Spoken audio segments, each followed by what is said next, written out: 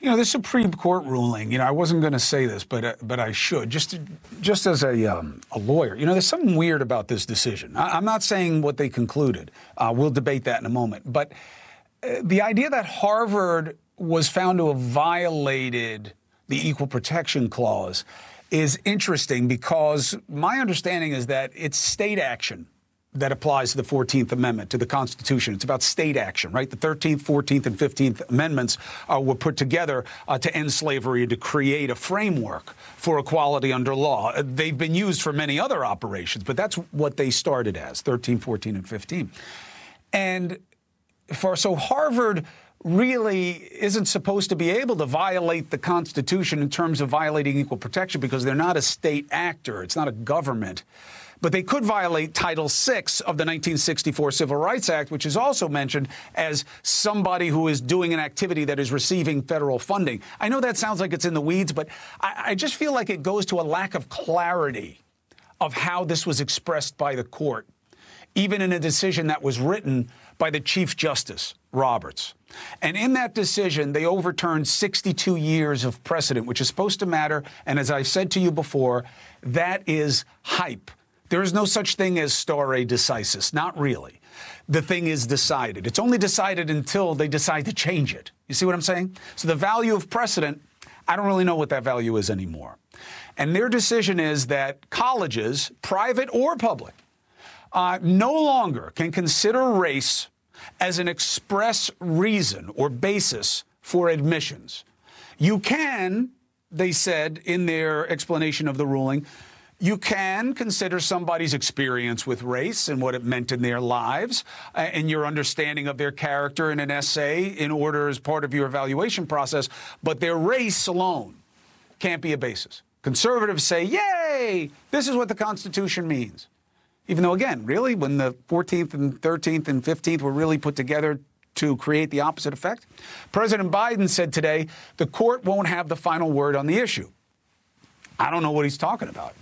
The Supreme Court is the final word on the issue unless they pass additional legislation that passes constitutional muster. And how's that going to happen? So what does this mean, not just legally, but about us and what it means about who we're going to be and what we value? The debate. Tennessee conservative talk show host Ben Ferguson and Elie Mystal, an attorney and a justice correspondent for The Nation magazine. I apologize in advance to tell you what you both know. You are both good debaters, okay? I am not going to police the debate. You guys make your points. I'll push as I want, but let the other guy make his case so that the audience can decide. I apologize for telling you how to do what you both do better than I. Ben, I start with you, which is the core criticism of this is the court just took away what had been put in place to help us become a more perfect union, to help us get more people into positions where they can contribute at the highest levels of this society. How do you feel about that?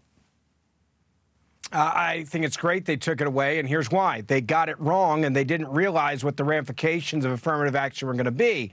Perfect example of that is the discrimination against Asian Americans who are not getting into top schools and are being discriminated against because of affirmative action. We have seen time after time, and some of the people involved in these lawsuits that were saying, we are not getting a fair shake because you're looking at people solely based on the color of their skin, which is now excluding us from these opportunities. It's also discriminating against people that just work their tails off, and that should be the merit of getting into a college. You shouldn't get bonus points because are plucked out of a line because of a quota, because of the color of your skin.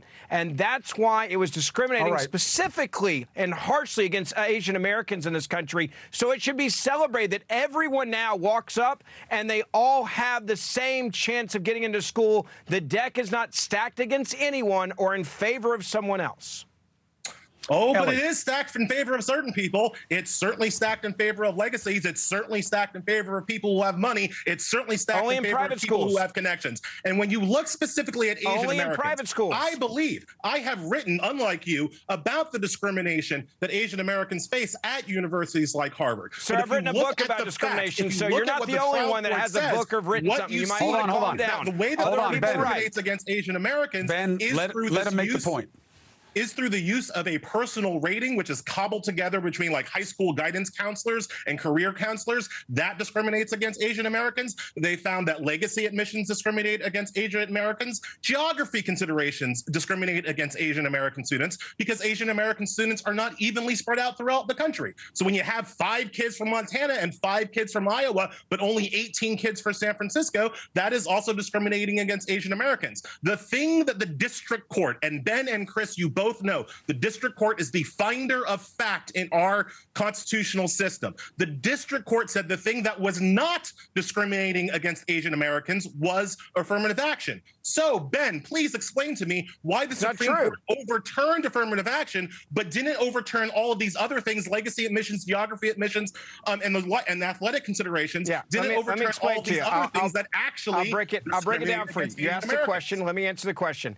So if you understood the subject well, you would understand that private schools are allowed to do things because they're a private university, and public universities have different things they're allowed to do and not to do. For example, legacies is not a problem at private universities. It has no bearing on the law. You can say because you went to a university that your child with that legacy in a private university can have a bonus to be able to have a chance to go to the same university that you and your kids and your grandkids went to in a private university. And if you understood that, you wouldn't be making this argument. Second issue, though, that you brought up that's just totally wrong is the fact that you say there's these other things. Ben, I'm going to let you make the case. I just, for the audience's consumption, let's just go one point at a time. I'll come right back to you on it. So the first point is private institution, any kind of club, anything, can make its own rules, Elie, so it's not apples to apples. Response.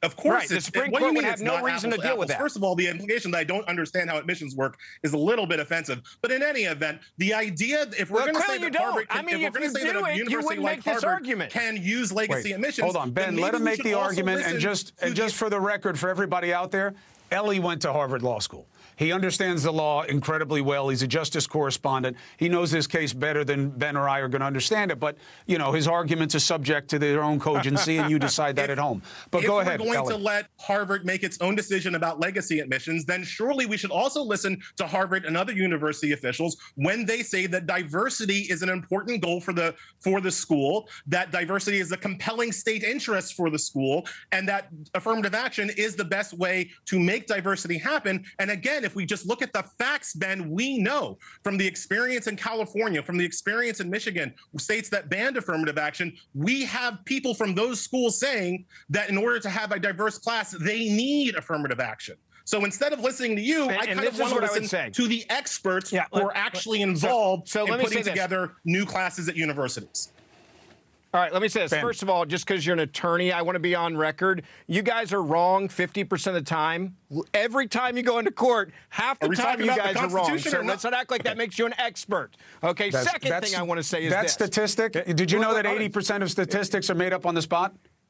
Well, that one's not, because there's a winner and a loser, so somebody's getting their ASS kicked in court every time. It doesn't mean that you're wrong. It shows that you're not a lawyer. It doesn't mean you're wrong. Well, make your next point. A judge says you're wrong. A judge says you're wrong. No, he doesn't say you're wrong. Second point. No, he decides what the law covers in that situation. This is why people don't like lawyers, by the way, just for the record. This is why. Until they need one.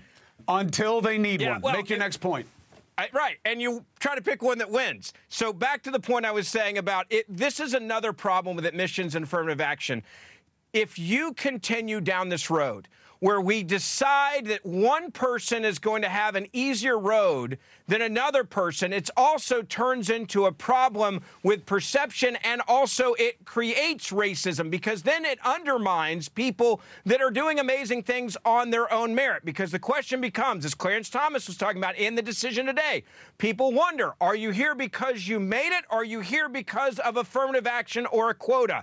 And in America, our Constitution is colorblind, and the law should be colorblind. And we should look at students based on their individual accomplishments and not give a leg up to somebody solely because somebody arbitrarily chose that this race needs more help than another race, which, by the way, that whole idea that one race needs more help than another race is racist on its own merit. The idea that we should be condescending and say, oh, your race, yeah, you need more help to get into Harvard. You can't make it on your own. That is racist. The point is made. Let Elie respond, and then I have a closing thought for each of you. Go ahead.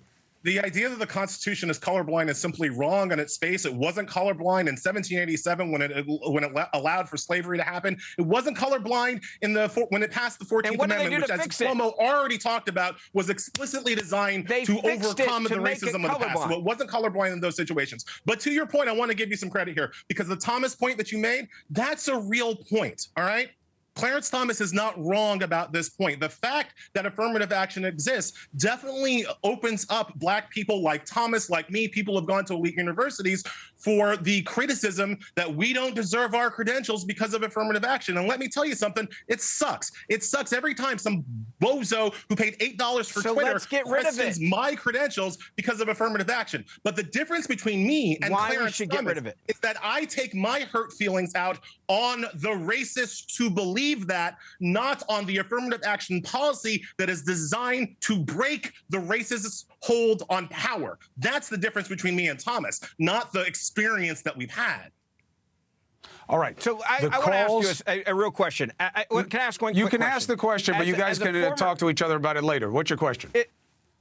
All right, my question is this. As a former college athlete, should we have an affirmative action on the field where we decide that there's going to be X number of players that play basketball that are white, that are Asian, that are African-American on the football teams? Would that be a good policy, or would that be incredibly stupid? Do you think it's good to let people into college because they can jump higher or run faster or play badminton well, as opposed to the merit that you allegedly talk about? I said mandates. Should we mandate affirmative action on football teams? It is one factor among many. Like, open your eyes to the whole world and see that race is only one factor among many. You can't answer that basic question because you know it will blow up your entire argument. Decisions at the universities saying it. And I proved my point with your not answering that question. I did answer your question. Hey, thank you for watching. Please go to newsnationnow.com, newsnationnow.com, and you can find NewsNation on your television provider. And don't forget to click the red subscribe button down below. Then you will get more of NewsNation's fact-driven coverage.